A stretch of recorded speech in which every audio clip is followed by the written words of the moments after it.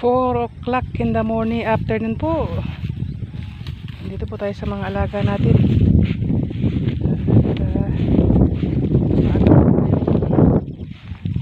Aahon. At mayroon po tayong flores.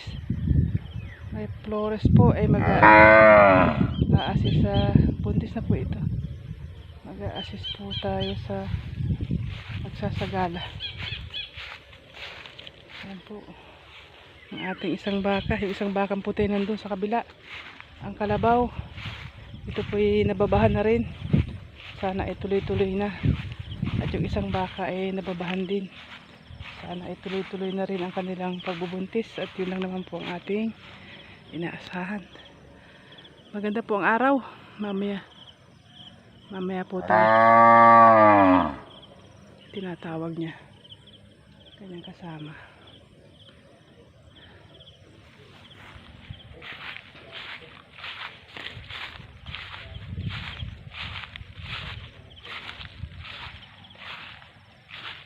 Marami pong tubig. Hindi pa tayo nakakapunta sa ating tubigan.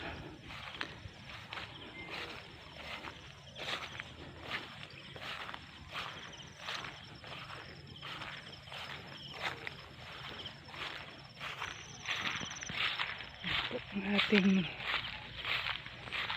ganap sa hapon ito.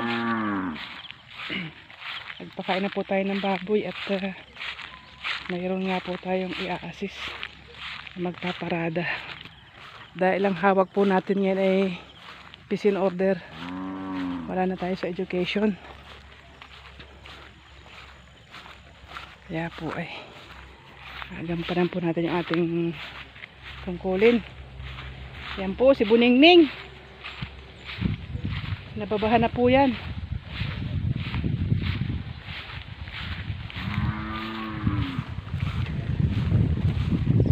Nung Mayo 11.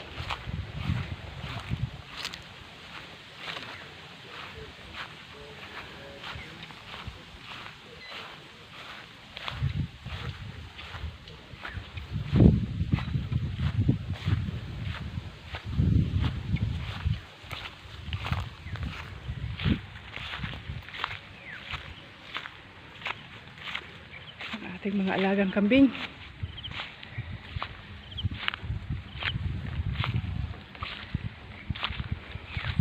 Hala, kain ng kain. Kain kayo. Kaya na may malaya nakakagala.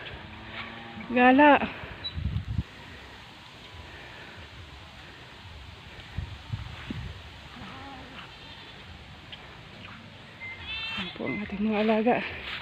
Mamaya po tayo sisiga.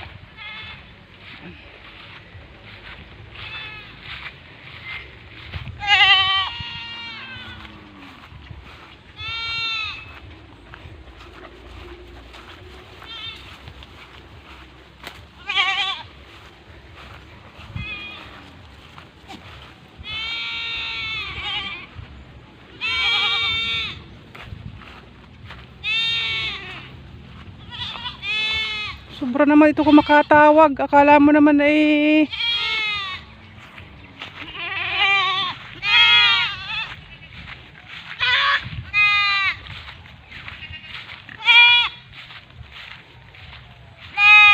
mabilis lumaki ang ating mga alagang lalaking kambing.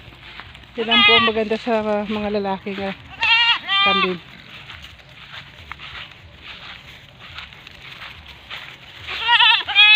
Ang ating mga baboy. Buntis na po ito. 2 buwan na. Ito naman po ay mga lalaki. Yan, nakakain na po yan. Yan po iinom na lamang dyan sa ilog at may tubig na.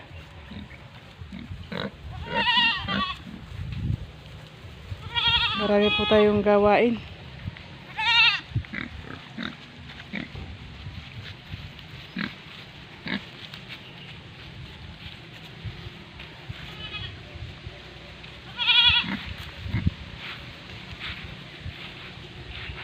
Magpupurga po tayo nitong mga lalaki. Pupurgahin natin. Yan po ang ating pinagkakaabalahan sa umaga hapong ito. Nagpakain po tayo ng ating mga alaga. Nagtanim po tayo ng tordan doon sa kabila.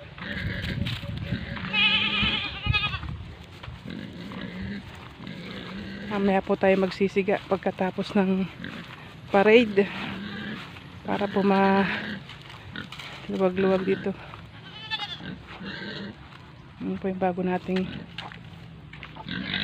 anak. Sigla na. Si Puntil. Ito po ay may puntil.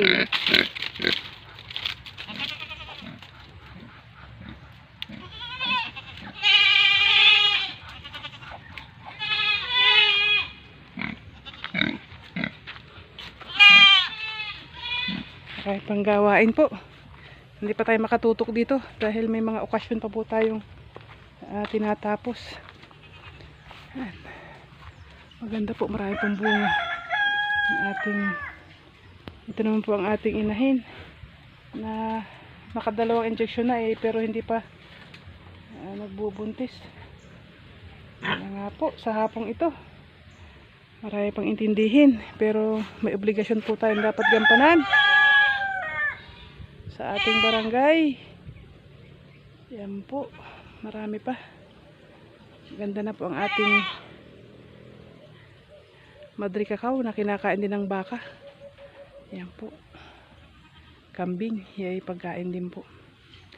Kailangan po tayo magparami ng ating pagkain sa ating mga hayop. Pag mag-aalaga po tayo ng mga hayop na nagkumakain ng damo, kailangan po tayo may pang suporta. So yun na nga po, sa hapong ito, mabuhay po tayo.